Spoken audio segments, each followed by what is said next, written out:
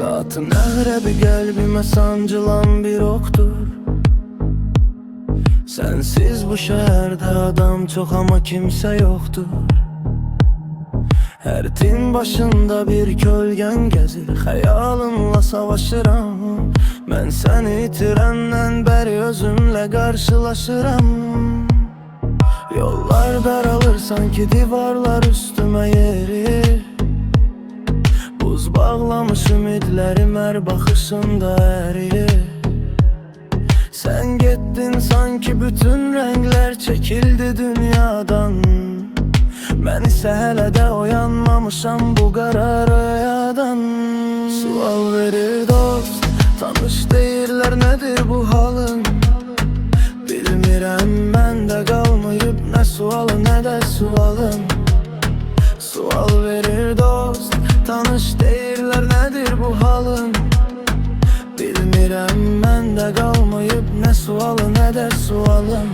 Neylərəm sensiz, boş qalıb əllərim. Sensiz keçmir bu qara günlərim, illərim. Mənə bircə kəlmə bəs idi, demədin getdin. Mənim son ümidimi sən o gecə məhv etdin. İndi neylərəm sensiz bu soyuq küçələrdə. Adın dualarımda, ruhum isə gecələrdə.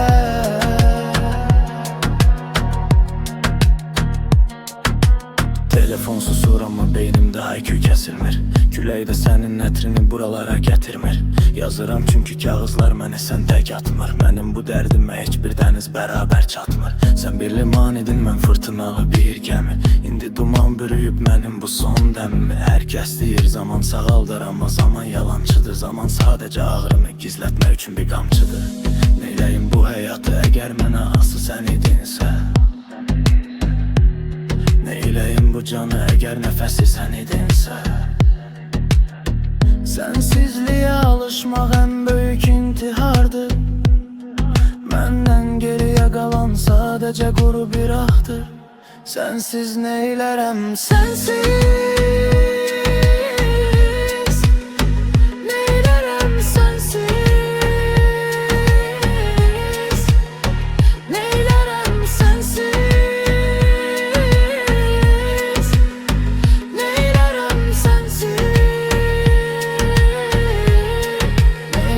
sensiz. Boş qalıb əllərim, sensiz keçmir bu qara günlərim, illərim. Mənə bircə kəlmə bəs idi, demədin getdin. Mənim son ümidimi sən o gecə məhv etdin. İndi neylərəm sensiz bu soyuq küçələrdə. Adın dualarımda, ruhum